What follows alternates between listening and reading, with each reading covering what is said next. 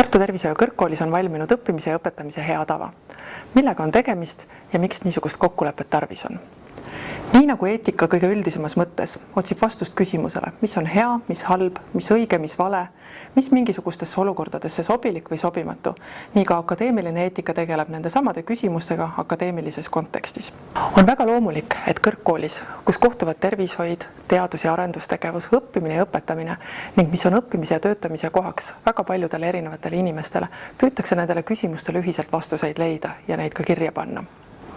Kuidas kujundada kõrgkoolist koht, kus oleks hea õppida ja töötada, kus sünnib aus ja läbipaistev teadus, kus sünnivad kaasaegsed arendused ja innovatsioon, kus hoitakse au sees kollegiaalsust ning häid suhteid nii omavahel kui kõigi partneritega.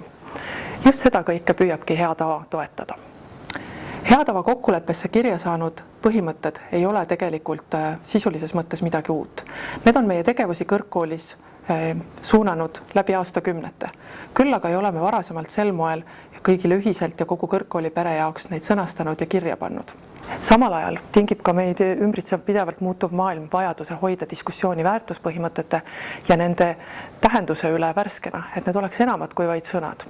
Et me võiksime neist teadlikult lähtuda, teadvustada neid veelgi enam ja seeläbi luua kõrgkoolis hea eetilise kliima ning märgata võimalikult varakult ka võimalikke kitsaskohti. Pika töö ja arvukate arutelude tulemusena on hea tava kokkuleppesse kirja saanud 9 olulist väärtuspõhimõtet. Need lähtuvad omakorda üldisematest põhimõtetest, mille baseerub kogu meie kaasaegne elukorraldus, õppimine ja teadustegevus. Teisalt on hea tava põhimõtted seotud ka mitmete dokumentidega kõrgkoolis ja väljaspool, kus on siis juba täpsemalt kirjeldatud see, kuidas neid põhimõtteid erinevates olukordades rakendada. Seeläbi toimib hea tava teatud mõttes nagu sillana ja sellisena me võiksimegi seda võtta ühendajana selles arvamuste ja olukordade paljususes.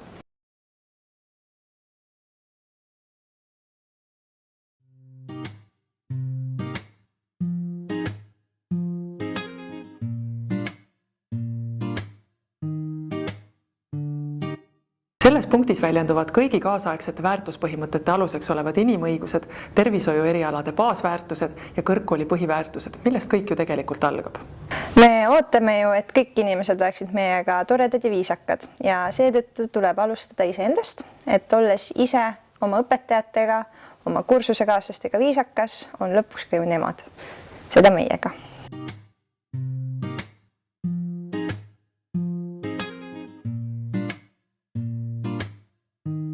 Sest hea eetilise kliima vältimatult vajalikuks komponendiks on kollegiaalsus, vastastikune lugupidamine ja õiglus kõigi kõrgkoolipere liikmete vahel.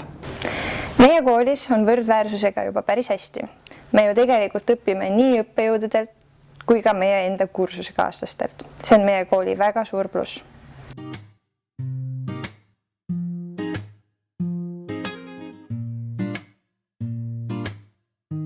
Sest õppijakesksus õppetöö alusena loob head tingimused selleks, et õppimine kujuneks viljakaks ja eesmärgipäraseks ning et lisaks teadmiste omandamisele saaks toimuda ka isiksuslik areng.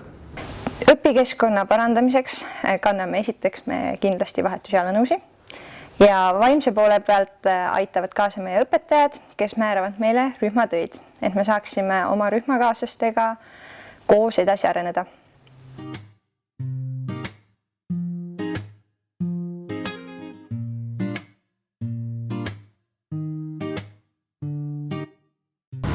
Sest igasugune areng, head ideed ja lahendused saavad sündida vaid akadeemilise vabaduse tingimustes.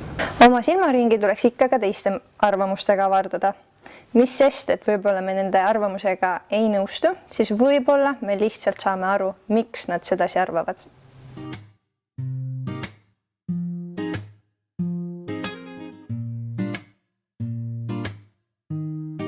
Ilma akadeemilise aususeta, mille tulemuseks on ka aus, puhas ja läbipaistev teadus, ei saa ükski kõrgkool toimida. Akadeemiline ausus algab sinust endast. Kui sa lased kellelgi oma töö ära teha, siis kuidas sina targemaks said?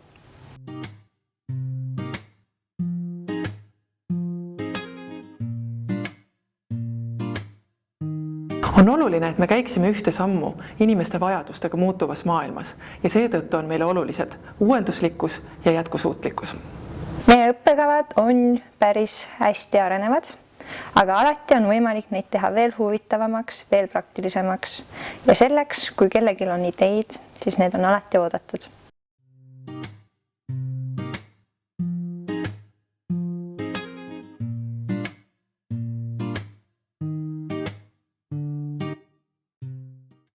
kirjalike tööde tegemise vormistamise oskus on tähtis ka edaspidises elus.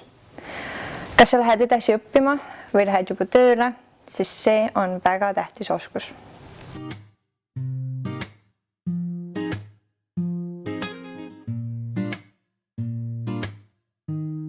Sest me väärtustame heaperemehelikkust ja vastastikust lugupidamist partnerluse ja heade suhete alusena. Kooli- ja praktikabaaside vara ja varustus on tähtis, et me saaksime võimaliku parima hariduse.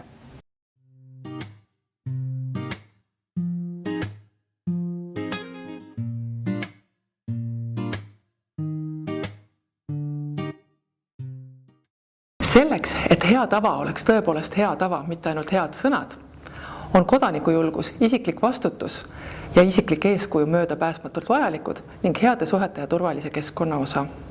Hea tava põhimõtted on loodud selleks, et meil oleks ühised arusaamad, kuidas käituda koolis. See on tähtis, et vältida konflikte.